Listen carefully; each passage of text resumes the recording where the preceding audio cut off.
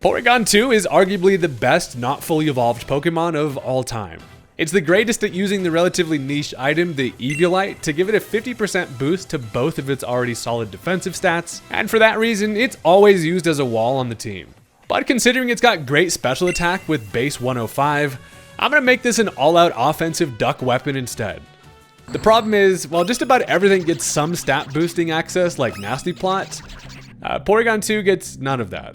But there is still a way. First of all, upon switching, we're able to use its download ability to hopefully get a special attack boost if the opponent's special defense is weaker than its physical. Now, while we can generally tank attacks all day being weak to only fighting, we pull out this secret weapon, Charge Beam. This is just a 50 power electric move, but it's Porygon 2's only way to boost special attack with a 70% chance each time we hit it. As we continue to rack up boosts, we can reliably heal up with Recover to be extra annoying to kill. And now since it's naturally slow, it's time to pull out Trick Room. With a quiet nature boosting special attack and lowering speed, under Trick Room we're zooming faster than a whole lot. We can now fire off stab tri-attacks that come with the hilarious built-in 20% chance to paralyze, burn, or freeze the target. And all-out Sweeper Porygon 2 is a much more fun way to surprise some people with the rubber ducky that's usually pretty passive, until today.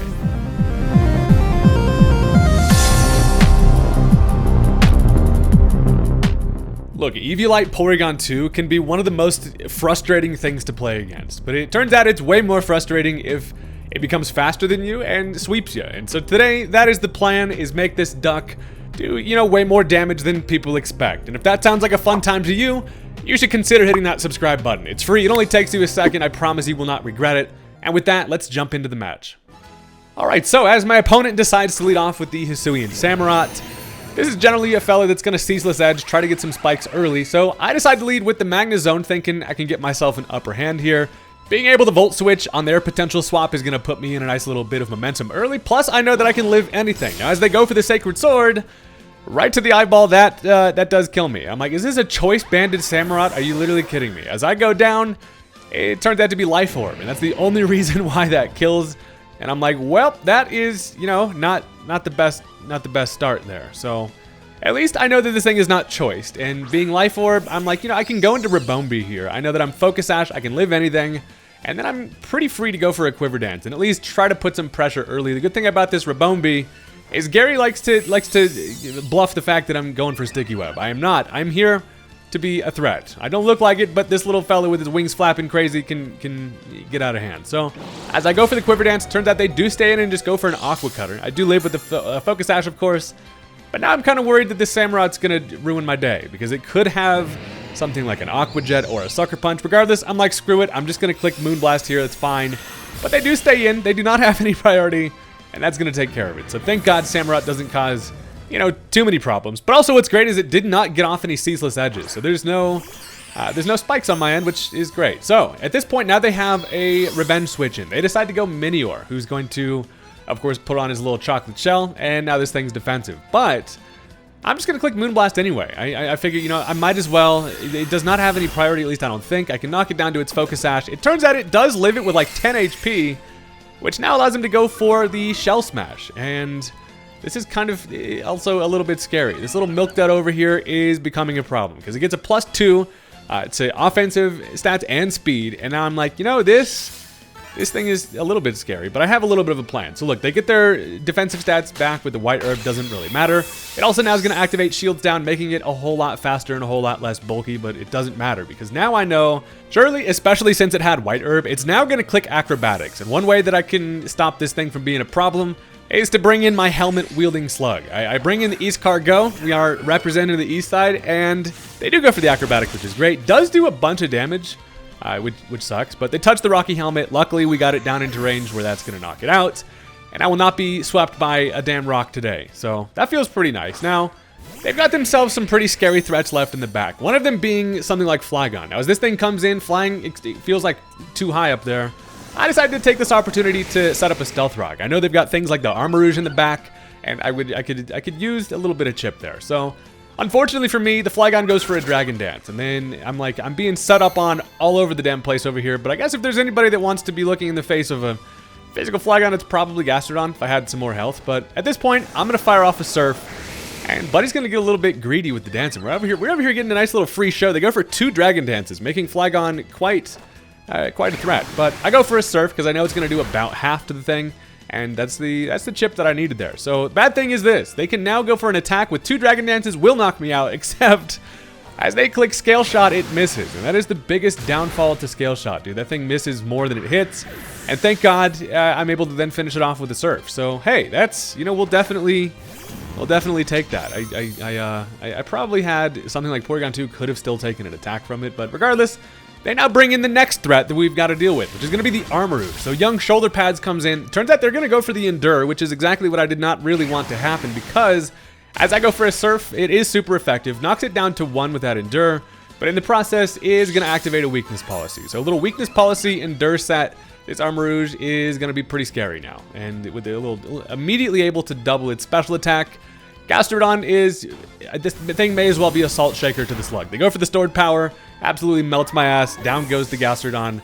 But that's fine, because now as I'm looking at it, there's one thing that I can do here to hopefully be able to sweep the remainder of this game. While I don't have a whole lot left, I decide, you know what, Porygon 2 has a decent opportunity here. I'm going to come in, first of all, download a special attack boost, and that feels great. But also, even with a weakness policy, I think I can live in Armor Cannon, and then being able to click Trick Room, we may have found ourselves in a late game Porygon 2 position here, boys. They go for the Armor Cannon. We are able to live. Shout out to Eviolite Porygon 2 for just never dying to things. And then the Trick Room goes up. So, all of a sudden, just like that, Porygon 2 is going to be faster than whatever they have left. Not only that, but I can now go for the Charge Beam to pick this thing's last HP off.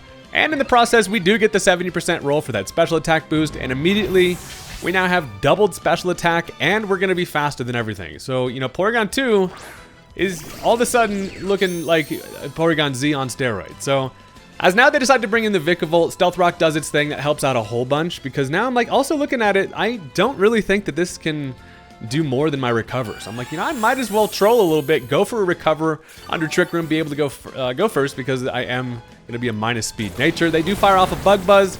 Doesn't do much, but what it does do is gets the special defense drop. So I can't just sit here and recover all day, also because, of course, you know, I need to take advantage of the Trick Room. It is also going to be a Throat Spray Vikavolt, so it gets a special attack boost, and I am definitely in danger if it gets to attack again. So I'm like, you know, no more nonsense. I'm going to throw off a little Tri Attack. The power of triangles is going to knock out the Vikavolt. That's the doubled special attack coming in clutch there. This thing's, I always forget that we have such a high base special attack on Porygon 2. Guy's a monster, but their final mon is going to be Ditto, and Ditto is always something that, you know, you're generally worried about if you're working with a setup, and that's because it turns into you, and it's always going to be Choice Scarf, so it's always going to be faster than you. But luckily, with us under Trick Room, we're going to be in a nice little anti-Ditto situation. You think you're a better version of me? Not today when the room is tricky. So here's the thing. I decided to go for the Terra Ghost, just knowing that somehow I don't grab a kill here. They're going to click Tri Attack, and then it's going to go right through me, and then we can just slam dunk on them. So I put the Ghost on my head, which is great. We are going to now be able to go first, fire off a Tri Attack, and check it out. That just straight up knocks it out. So that's going to be a dead Ditto. And that is how Porygon 2 can come in and sweep a little late game, and that is really fun. Also, we just finished off with our cool little ghostly hat, and that is going to be the end of the game on that one. So Sweeper Porygon 2 shows what it's working with a little bit, but that's also now going to bring us into game number 2. And look, if you've stuck around this far into the video, you are legally obligated to click the like button at this point. If you do not, Porygon 2 will be knocking on your door, ready to serve off a nice little +2 Tri Attack, and that's going to hurt. You can't blame me, though. I warned you. Anyway, let's get into the next game. Alright, so this time my opponent is going to lead off with the Glamora, and luckily for me, I've got the perfect iceberg built like a coffee table for the job here. Now, Hisuian Avalugg is able to put pressure on potentially, at least I thought, maybe stopping this thing from wanting to set up hazards, because I am a rapid spinner, but also I have coverage on the thing, and they do go for the Stealth Rock turn 1, which is fine. I set up the Stealth Rock of my own, and even though I do not have rapid spin, I'm thinking maybe, you know, maybe they're still afraid of it. Anyway, at this point, I am just going to click Earthquake. I figure, why not? I can get this thing down to its Focus Sash. And again, I'm still not even worried about Toxic Spikes. It turns out they're going to go for regular spikes, and now there's just going to be hazards all over the damn place. The place is a mess. Someone call a Mousehold to come in here and janitor this shit up. There's hazards all over the place. While I go for the Earthquake, it does live with that Focus Sash as expected. It's also going to pop it like a little pinata, lays down some Toxic Spikes. So I am like, you know, now would be the perfect time to have Rapid Spin. I could kill it and also get rid of all the hazards. But I realized now not a bad time to also just switch into the Tentacruel. I'm thinking maybe they go for either another layer of spikes or just an Earth Power. I still am not really worried about it. I can take it no problem. I also am going to be faster with Tentacruel. So I come in, I first of all just soak up a layer of the Toxic Spikes, and then as they go for just another layer of regular spikes, again, there's someone got to come in here. We got to clean up on aisle Diamond Minecraft Blockhouse, but I'm able to outspeed, go for the Rapid Spin, and all that is gone. So here's the thing. I get a speed boost with it, but also as it does lay down a layer of Toxic Spikes, the fun part about knocking out a Glamora with Rapid Spin is that even after it faints, it did lay it down after my Toxic Spikes, but they still go away. So that's pretty sick. I no longer have to switch back in Tentacruel to get rid of those. There are now no hazards on my side, and Tentacruel on top. Baby Jellyfish is showing it how it's done. So on the revenge switch in, they decide to bring in Torterra, and this makes me feel like I am probably in danger of a Shell Smashing fella. So in order to try to combat that, I decide to go right back into the Avalugg. I'm thinking they probably Shell Smash.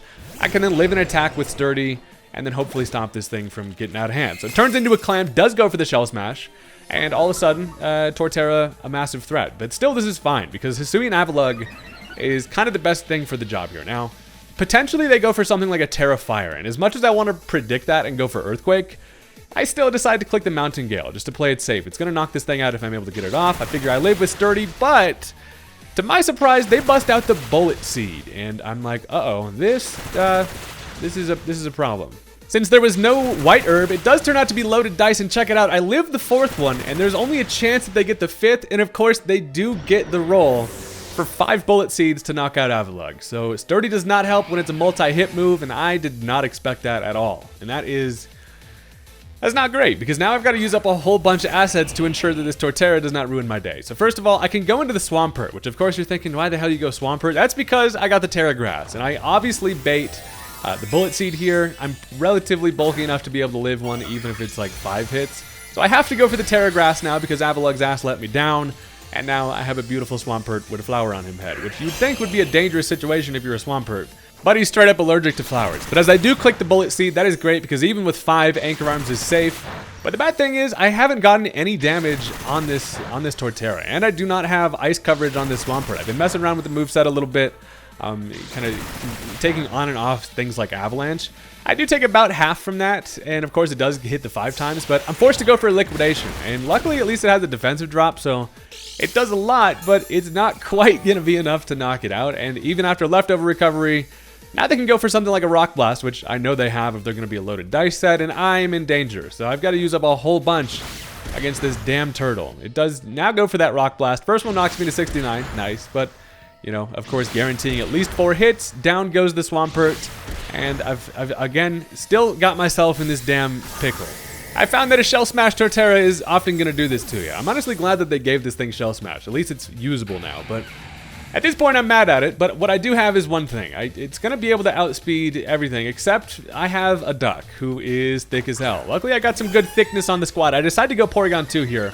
I come in, I do get a special attack boost, which is nice, but the main thing is I need to be able to take one attack and be able to go for a Trick Room, and that's the plan. So they go for the Headlong Rush here. I'm able to live, which is awesome because Eviolite Porygon is just a damn cheat code.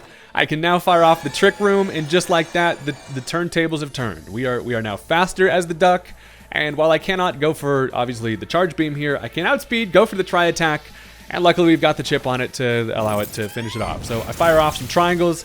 That is going to be the death of the Torterra, and we also are now working with some Trick Room turns that we can still take advantage of with the Porygon. So if one turtle wasn't enough, now they decide to go Blastoise. And if it was a Shell Smash Torterra, I'm like, there's no way this is a Shell Smash Blastoise, right? It's surely just going to be a support one with Rapid Spin. Regardless, I'm going to click Recover, just because I want to make sure Porygon has some longevity. And look, it does end up being Shell Smash Blastoise. I'm like, Jesus Christ, I had a hard enough time against the first Shell Smasher, and having 2 of them? Unfair. No. Blastoise is looking real scary over there. At least, however, the Trick Room is still up, so it's not going to be faster, even with that speed boost. And this one is going to turn out to be White Herb, so it gets its defensive drops back up, which is unfortunate for me, because now I'm like, I can go for a Charge Beam. It's going to do a decent bit of damage, but for the most part, that's always just there for the chance to roll for the special attack boost. I do not get it, and then look, as they fire off the Aura Sphere, super effective hit with the Shell Smash, Porygon is able to live, which is wild. Now, I'm going to finish it off with a Tri-Attack. The reason for that is Charge Beam has been missing on me a whole lot lately. If Charge Beam misses there, I am in danger. And luckily it does connect. Takes care of the Blastoise, and just like that, both the Shell Smashers are done for. So Porygon 2 showing its value. The Trick Room goes away, but as they now go Galarian Slowbro, I realize I'm going to be faster than this thing even with the Trick Room gone. So this is ideal. I can now go for a Recover and get myself nice and healthy. They fire off a Shell Sidearm, doesn't do much, and I'm in a pretty decent spot here. The bad thing about Galarian Slowbro is this. It has freaking Quick Draw, and also often has a Quick Claw. So it's going to be able to go first a lot of the time. It does get that this time, fires off a Shell Sidearm, and luckily, as I go for another Recover here, I can kind of outlast this thing's attacks, at least a little bit. And I'm going to continue to go for another Recover here. This time they do not get the ability to activate. Brings me back to full, which is satisfying as hell. But they realize that I'm going to continue to do that. So they make the smart decision to click the Nasty Plot. So doubling this thing's special attack makes it a whole lot more scary. It now is able to go first with a Quick Draw. And this time they go for the Flamethrower. I don't know if they tried to get the burn or something there, but it does not proc for him. I'm able to then go for a Tri-Attack, which I was really hoping was going to kill.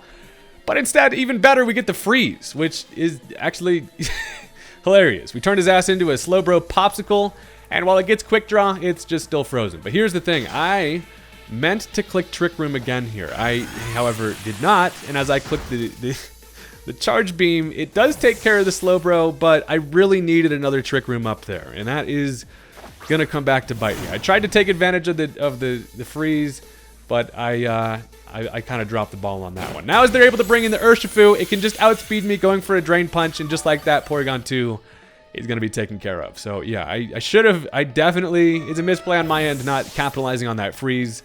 It doesn't happen often, but when it does, you gotta try to make sure it's worth it. The Trick Room there would have been sick. But it does not come through. So we got a little bit of work cut out for us. They have some huge threats. Obviously, Urshifu, like the scariest damn thing in the game. And then in the back, they have a King Gambit. So it is far from over. But luckily, at least, I can go into Tentacruel here. They cannot, Drain Punch me, of course. I do outspeed with the Sludge Wave. Does over half, but then they just finish me off with a Wicked Blow. And at that point, I realized, yeah, that is actually not the Water Urshifu. Totally thought it was that entire time. But they look exactly the same. It's some nonsense. Regardless, I've now got 2 Mons left. We got a little 2v2 situation. And knowing that King Gambit is their final Mon, I'm thinking what I do have is a nice little Sacred Sword from a Choice Scarf Samurott. First of all, it can kill the Urshifu, which is satisfying. And then, King Gambit comes in 4 times weak to fighting. We win the game with a Sacred Sword. Profit. While that would be the ideal situation, the one thing I know that is very bad about this is the fact that they have their Terra in the back pocket. And one of the most broken things in the game is saving King Gambit with Supreme Overlord and still having your Terra. Now, worst fear comes true, they are able to go for the damn Ghost Terra, which is going to allow them to, just not be affected by a Sacred Sword that would have otherwise killed it.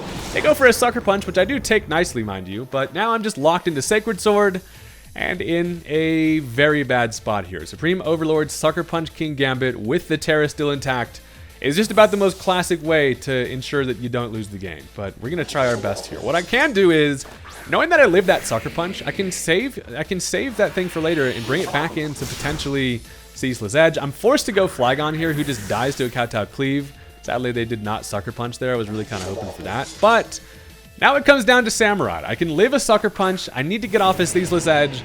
The bad thing is this thing's at full HP, and King Gambit kind of thick, but at least it's super effective. I go for the Ceaseless Edge. Sadly, it is going to be able to live, and considering they didn't go for Sucker Punch, we know a Kowtow Cleave is coming, and judging by that damage from the Sucker Punch, that's going to kill the Samurott, and I have been hoed once again by Terra late game King Gambit. So that's going to be the end of that one. Some misplays on my end, but overall still a really close and interesting game. And look, sometimes that's the way it goes out here. It's just that's the game we play, and still had some fun with it. So look, I am going to bring you one bonus battle because we cannot finish on the L, and Porygon has some work to do, or at least try to do still, and we're going up against an interesting squad. With that, let's jump into it. So this time we are immediately greeted by a Meowscarada lead, and that if you're Gastrodon, this is absolutely my biggest op. I do not want to stay in here and just die to a Flower Trick, so I immediately have to switch, and while it looks like I don't have many options for that, it turns out Ribombee is actually a pretty good natural predator for this house. So I can come in, first of all, take an attack guaranteed with Focus Sash, but a crit Flower Trick shouldn't even knock me to it anyway. But the best part is, I am 1 point faster than Meowscarada, which is fun, if, you know, you're Rabombi. So we come in, we get Flower Trick to almost death. And now I am kind of forced to fire off a Bug Buzz. I want to get as much damage as possible, and I can't really afford to overpredict. But the main thing is that Meowscarada is a huge problem. I don't know if it's going to be Choice Scarf or what it's working with there. But more of the story is that thing's scary. So as they realize a Bug Buzz is coming, they decide to switch into the friggin' Colossal, who doesn't take anything from that, and now I am in a little bit of danger. The one thing, though, is at least I can conserve the Rabombi to the point where I know I should be able to bring it in and at least outspeed Meowscarada later, if it's not Choice Scarf. If it was Scarf, though, they probably would have stayed in there, so that kind of is telling on that. So I obviously have no business staying in here, so I decide to switch right back into young Gastrodon. I can come in. They do set up Stealth Rock, which is unfortunate, but Gastrodon does at least have a matchup here to where I can set up the Stealth Rock of my own. I imagine they probably don't stay in here unless they want to bust out a defensive Terra early, in which case I'm kind of fine with that. So Gastrodon is just chilling, little weird antennas floating in the wind. And I am going to set up my own rock. So I am kind of living in fear of that Meowscarada just coming back in here. But I know that getting rocks up is just going to help me a whole lot in the long run. So it turns out, though, they switch into the Bulbous fella. They go right into the Clodsire. And this is not great. I'm looking at this matchup. I know that Clodsire can't really do much. What it's going to do is either yawn or go for a Toxic. And guess who I got that does not care about being status? Friggin' Komala. Nobody remembers the fact that this thing is always on the verge of being asleep. Therefore, cannot have any other status. I bring in Kamala here. We've got our caffeine, at least trying to keep us awake. I am dozing, which is sick because as they go for a Toxic, does not affect me because of Comatose, which is honestly really cool. This thing's ability is super interesting. But at this point now I can go for a knockoff. I figure maybe they swap out here. It turns out they stay in, and that knockoff did way more than I expected it to. And we also get rid of that thing's ability to heal. So they decided to stay in and go for some spikes, which is, you know, stacking up some hazards. It's fine, though, because honestly, that amount of damage I got on the thing is going to be really nice for something like maybe Porygon 2 in the back. It's generally a specially defensive fella, and whittling down the special wall is kind of the first step in hopefully enabling Porygon 2 in the back. So at this point, I realize they probably swap out here, and I go for the Body Slam, and as they bring in, you know, Colossal, he doesn't care about it, but it does get paralyzed, which is sick. So a little stab Body Slam is nice to at least grab ourselves a little para.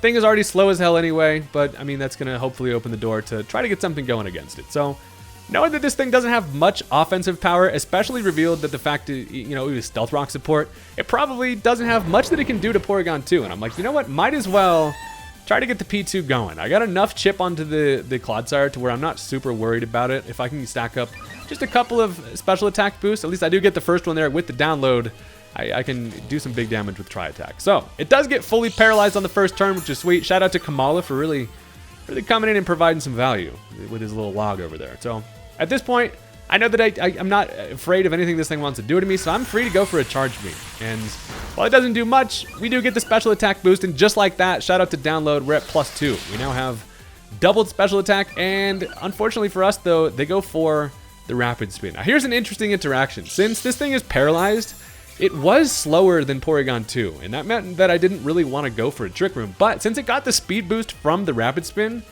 now I'm kind of free to go for the Trick Room, knowing that it will be faster, which is interesting. So they do stay in, and as they go for the Will-O-Wisp, they probably just want the continual damage on the thing, but I'm kind of happy about that. That just means that now, you know, the Clodsire cannot Toxic me, and that's much better. I'm way happier being burnt, obviously, than Toxic, and now as I get my Trick Room up, Porygon's little legs are going to be spinning around fast, and we're going to be zooming. So I have +2 to my special attack. I figure I'm kind of free to still just continue to Charge Beam. If they want to stay in here, that is fine, but I could also enjoy as many special attack boosts as I could possibly get. But they are going to swap out. They realize now the Trick Room is bad for them, and what's bad for me is they go into the Clodsire on the expected, you know, obvious Charge Beam. So since they Rapid Spun away my Stealth Rock, this thing is still sitting at about half.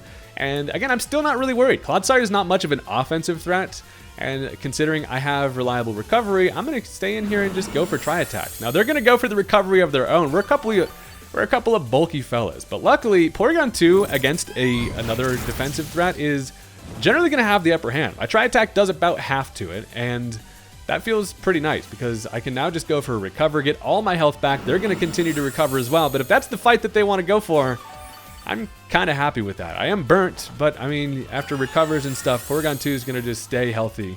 And it doesn't look like they have a lot of great fighting coverage to hit me with the only way to pop an effective hit on Porygon. while this thing doesn't have a way to hit stuff super effectively a lot of the time, it also is much more beneficial just being pure normal because of the fact that, like, defensively it helps us out so much. So they go for the Earthquake. That doesn't do anything, which is sick. I get a critical hit with the Tri-Attack, and judging by that damage, this Clodsire is like, I am in a bad spot here. And also, as the dimensions return to normal, thing is going to be allowing me to go first. I'm actually slower or faster than this thing naturally. Clodsire, what's the base speed of Clodsire? This thing's freaking base 20 speeds. Yeah, that's another situation where this Porygon's able to capitalize on being faster than something, even though it's built to be extremely slow, which is kind of hilarious. So at this point, the Trick Room has gone away, which is bad. But as we take care of the Clodsire, we're feeling pretty good about that. And now as the Meowscarada comes in, check this out. A lot of the time people would love to get a knockoff and get rid of my Eviolite, but knowing that I should be able to take at least one of them, I'm not necessarily that concerned about it. We do just barely hang on, which is amazing because now I can get up just another Trick Room, which is great because now that's going to stick around, and then Porygon should be zooming. Once again, we're back to our Porygon speedy ways. And now I can go for a Tri-Attack with +2. I'm thinking this Meowscarada does not want to enjoy taking that to the face. So at this point, they have one beneficial play they can make, and that is to go back into the Colossal. And the reason for that is because it can, A, take a Tri-Attack, but also considering it is paralyzed and under Trick Room, it's going to be faster than me. So if it breaks through the paralysis here and gets off an attack, down goes Porygon. So that's a good play on their end, able to capitalize on the Trick Room while they can. But also, there is that chance for the full para. So I'm like, you know what? I'm going to click Recovery here. They do get fully paralyzed. And that is incredibly clutch for us because now Porygon 2 gets to continue to live. The bad thing is, though, I do not have my Eviolite anymore. And that's kind of the one thing that really stops this Porygon, is being able to knock off that Eviolite. It really relies on its item more than most Pokemon do. So not having that does obviously make me way less bulky. And at least, however, we still have some Trick Room to work with. If I can get through this Colossal here, I know that I probably don't even have to click Tri-Attack. Now, as they go for a Flamethrower, it does do a little bit of damage, not much. I go for the Charge Beam because it's going to be able to knock it out, and I get another special attack boost. So Buddy is stacking up like this thing is built to do, but there is one looming problem in the back of their team, and that is a Steel type. This thing does not do well if there's a Steel type chilling, especially if it's Hisuian Goodra. This thing comes in with his crazy-ass thick shell, looking depressed, but is going to be great against this thing. I decide to go for the Recover because I'm like, you know what? What's the worst that it can really hit me with? I kind of want to scout it out here. But also, as they go for Dragon Pulse, it's going to do just too much damage, especially after this little Burn Chip. Had I had my Eviolite, I could maybe outlast this thing and continue to fire off some at least boosted Tri-Attacks to maybe fish for some status. But in general, not having my Eviolite there kind of hosed me because now as Trick Room goes away, it's going to be faster, fires off another Dragon Pulse, and that is going to take care of the Porygon. So while we do go down, we were able to put some holes in the squad and honestly just be a little Porygon menace, which we love to be. So with that, we got to try to see what we can make happen here. One thing I can do is I really need damage on this Goodra. The Hisuian Goodra always feels like such a problem to me, and I just need chip. So I decided to go into Palisand because I can get it with a little stab Earthquake, which should be pretty nice. They do go for the Flash Cannon. It's going to be a 2-hit KO, and it's faster, sadly, but as I get an Earthquake off, that's kind of all I needed. It's almost enough to knock it out, which is sick because this Palisand you don't generally expect to do too much damage, but hey, we grab some huge damage there, and now just like that, Goodra is not much of a problem. Now the bad thing is at least that they can just finish me off with the Dragon Pulse, so I kind of trade the Palisand for just almost knocking out the Goodra, but that's kind of it. At this point in the match, it's a trade I'm willing to make. So while we do go down, now my best bet is to go Gastrodon. I can take attacks, I can Earth Power this thing to death, and then, you know, Palisand didn't have a huge role in the game anyway. The one thing I am worried about, though, is that damn Meowscarada, because now as I'm looking at it, I have failed to do one thing, and that is get off a Rapid Spin and get rid of these hazards. I should have gone Kamala here to come in and Rapid Spin against it. Knowing that I'm Assault Vest, I could take an attack, but Gastrodon's able to finish off the Goodra, and now here's the situation. They're down to just a couple of Mons left. Actually, I lied. They've got 3 Mons left. It's going to be the Meowscarada. They have a Gardevoir along with a Drifblim in the back. And as they're able to bring in Meowscarada here, I'm going to be honest. I think what happened here, I kind of forgot that they had Stealth Rock. While they did get up Spikes, I had that fresh in my mind thinking there was just a layer of Spikes up. I very clearly... A lot of the time I'm like replying to messages and shit I'm battling, and I'm going to be honest. I misplayed here. I leave the Gastrodon in, which does die to a knockoff. And then I'm thinking maybe Rabombi comes in and lives a layer of spikes, but then immediately I'm like, yeah, no, there's Stealth Rock there too, and I go down. So I should have gone Rabombi on the sack there to conserve Gastrodon and then be able to go into something. But the game is not over.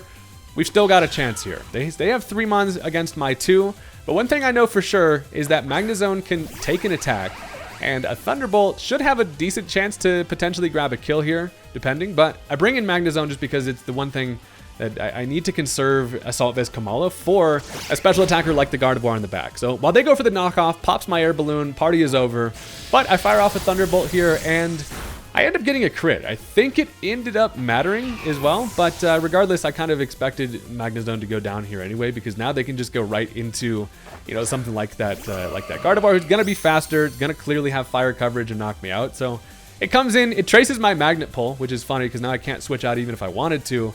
But all I'm going to have left in the back is going to be a freaking Koala. And we're going to see what we can make happen with the thing. So they do finish me with a Mystical Fire, which is fine. And down goes Magnezone. But we did at least take care of the kind of main threat to Kamala, which was the Meowscarada. So I bring in Kamala here, and it's time to see what we can get going. Now, I'm Assault Vest, and I'm pretty bulky on the special side. I know that I should be able to take an attack here even with the hazards up. And also, we're dozing. In the heat of the battle, we're nearly asleep. But I'm going to click the Body Slam because the combo of a Body Slam and a Sucker Punch, I think, should be enough. Plus, I don't even know what this Drifblim might have in terms of damage against me. But as I go for the Body Slam here, they bring in the buddy with a little dollop of Cool Whip on his head, and that doesn't affect it, of course. But I can now go for a little knockoff. Again, I'm not super worried about what this thing wants to do, and it turns out to click Calm Mind. So it is, you know, going to be attacking on the special side. It's going to have to go for something like a Thunderbolt coverage to even do damage to me. So I am able to get off a free knockoff. And check this out. While that's super nice is because it's able to get rid of its Citrus Berry. And it does just enough damage to where now I pull out the surprise Sucker Punch, bop him one right to the X on his nose. And that's gonna knock out the Drifblim. So just like that, we are all of a sudden back in this game. Their final Mon is going to be Gardevoir, who can only afford to hit me on the special side. And since I'm Assault Vest, I know that a combo of a Body Slam and a Sucker Punch should be able to do it. They go for the Psychic here, and this is why Kamala's the GOAT. We're able to live, which is amazing. I fire off the Body Slam, which is going to do huge damage, and I get the Para, which doesn't really matter, because all I have to do is Sucker Punch the thing to death, and they decide to go ahead and run. So that's going to be the end of that one. Low-key, that might be the most clutch Kamala little end game there ever, and that was honestly satisfying. While I did have some more misplays, we were able to come through with the dub. So satisfied with that one, had a lot of fun with it. And that's going to do it. So look, thank you guys very much for watching. I really appreciate all the support on the videos. And I'll catch you guys next time. Peace out.